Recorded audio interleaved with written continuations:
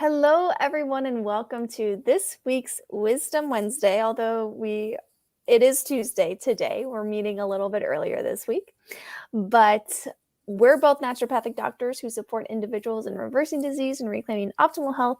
And in these Wisdom Wednesday episodes, we dive into talking about innate peace, innate wisdom, innate well-being through the lens of mind, thought, and consciousness. I'm Dr. Susanna.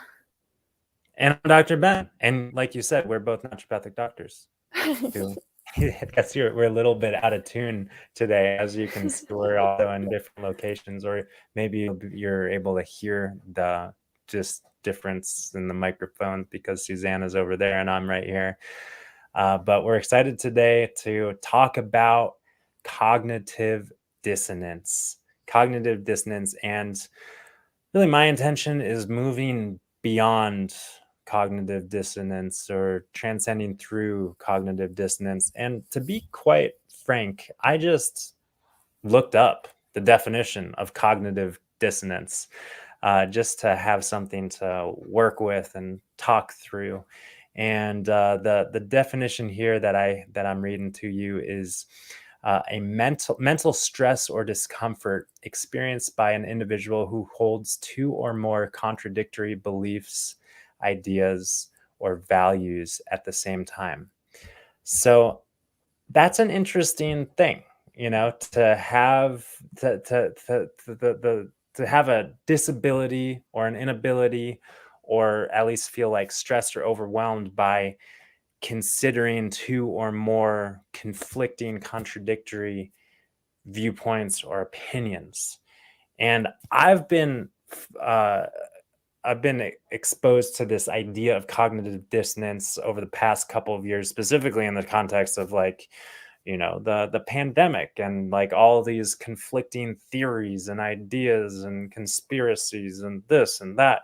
And for some people, this is the reality. And for some people, that is the reality. But for very few people, can there be a shared reality that takes it all in and is open minded and curious to have real conversations that explore both two or more realities?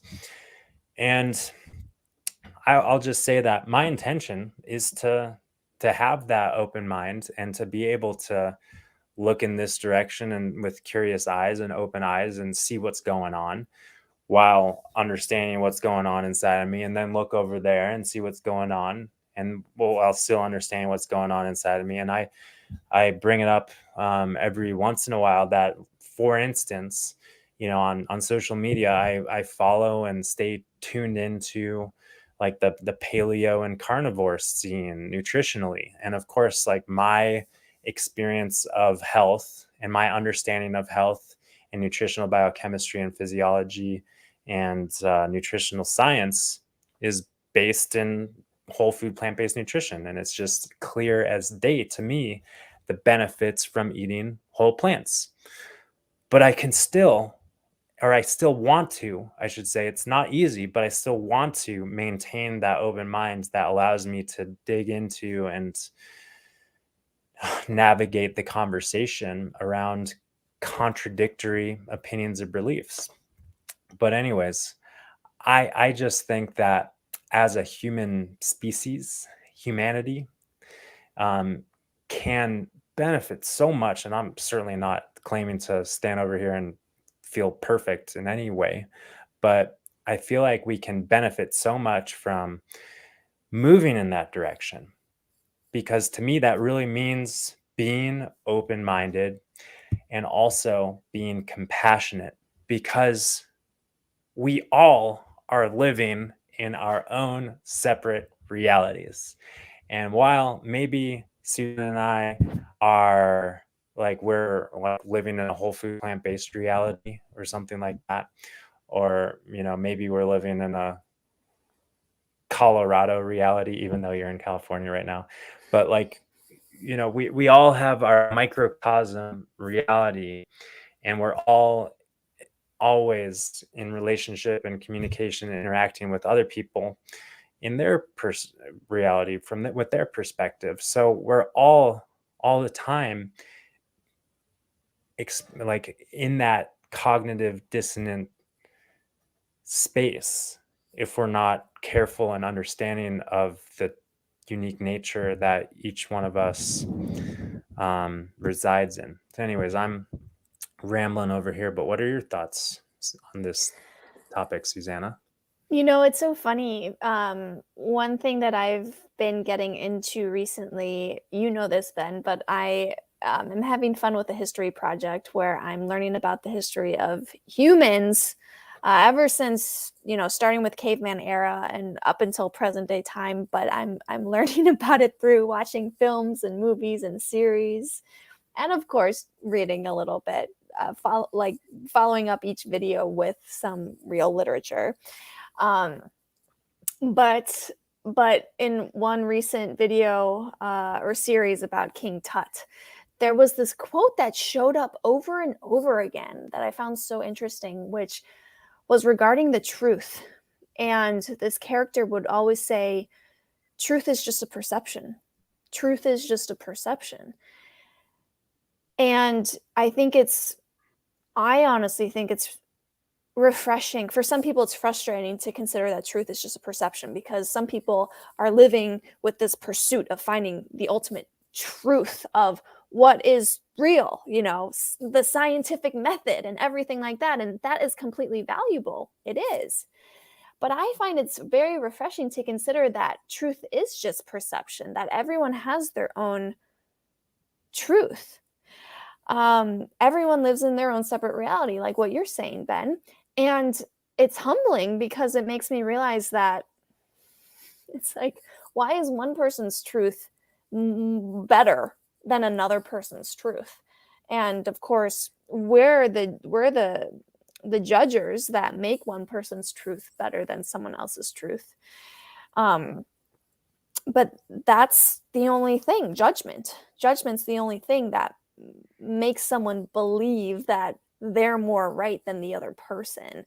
But the truth is that if thoughts are the only thing creating our reality, then the truth really is just perception. And maybe everything we think to be true really isn't true. And it really gets you thinking. And it's very humbling. And I feel like I kind of walk with this understanding in life of like, well, geez, what if everything I think is true isn't true? But at the same time, because I'm human, I will easily fall into my kind of righteous thinking every now and then of like, geez, look at that person. What are they doing? Like, they're doing it all wrong. I'm doing it all right, or whatever it is, It's easy as humans to get into that kind of thinking. Or those people are crazy because they believe that. But I find it's more peaceful and more refreshing to reside more in that mindset and that space of just being open to truth being a perception, and considering that, I could be totally wrong. I could be totally wrong in any situation. Yeah, well, back to this definition here. The mental stress or discomfort experienced by an individual who holds two or more contradictory beliefs, ideas, or values at the same time. So I guess this implies that most people navigate through their lives trying to avoid that mental stress or discomfort from holding two or more ideas or conflicting viewpoints. So from this understanding, from this definition, the way to avoid that mental stress is to just hold one viewpoint. Just hold one viewpoint. And then if we just hold that viewpoint really, really hard and close our mind to any conflicting viewpoints, then we're at peace. Like from this definition, that's what I'm reading at least. But are we really? Like, is that really peace? Is that really peace? Or is that a closed mind? And, are we creating like a false sense of security by holding on rigidly to one viewpoint and opposing and staying closed off to any conflicting perspective. But when we understand that an idea, what is it, contradictory belief, idea, or value, when we understand that these beliefs, these ideas, these values are just coming from our thinking and perception in a moment, then we're immediately more free. We're immediately more free, and we're immediately able to access a greater depth of true peace when we know that that which we are holding on to in our thinking, like you were saying, is not fundamentally true or real. We can ease up on that grasp that we have, and in doing so, just naturally be in an open place where we're not as triggered or irritated when we come across someone who is in a state of mind or in a reality that conflicts with ours, because we can be transcendent from our thought created reality, or at least have that understanding that we are not our thinking. Yeah. Yeah, I mean, really, what I'm realizing is that holding on to your one viewpoint is peaceful for the ego. That's who it's peaceful for. I see. But is Yeah. it peaceful for the soul? Is it? And I see it as not being peaceful because it really pits soul against soul. I mean, it doesn't pit soul against soul, but it pits ego against ego, people against people, and creates that false separation. Mm. And so, yeah, peaceful for the ego, but not for the soul. Right. And then we just look out in our world today and we see, I mean, depending on how you're looking, depending on which perceptual filter you're looking through, but a lot of us might look out and see a lot of chaos and conflict, you know, both, like we got this comment, on the family level, chaos and conflict on the family level, the community level, and of course, like the national level and the international level, like lots of chaos and conflict, all stemming from people trying to hold on to their viewpoint. And the magic is, and the conflict resolution comes from just being open-minded and curious to actually connect with someone else, connect with another person, another community, another family member, another nation. I think that if we can set our goal, and I guess the quote that's coming to mind for me is, I forget who initially said it, but would you rather be right, or would you rather be happy? Yeah. Or would you rather be right? Would you rather be peaceful? Would you rather be right, or would you rather be connected?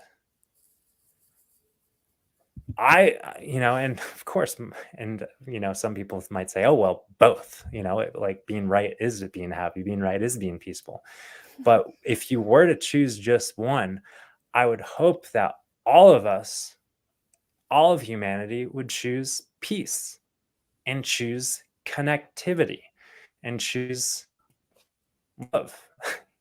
Why can't we make that choice? And of course, we can always stand where we are and look out and say, why aren't those guys being peaceful? Why aren't those guys being peaceful? And we know that it all starts right here, right now, right inside each and every one of us. So that's, I guess, the message, right? Yeah, and that's a great place to end and a great segue. This is really why we named our weekly program Peace on Earth, because when we create peace from within and connect with our innate peace, then we put more peace out into the world, and that has a ripple effect. And so if you're interested in having more conversations like this, but going greater in depth and in a community Zoom setting, then check out our Peace on Earth program over at alter.health. You can join on a sliding scale starting at $25 a month. Thanks. Thanks, Susanna, and sending peace and love to you and yours, and look forward to seeing you guys next time. Bye for now, everyone.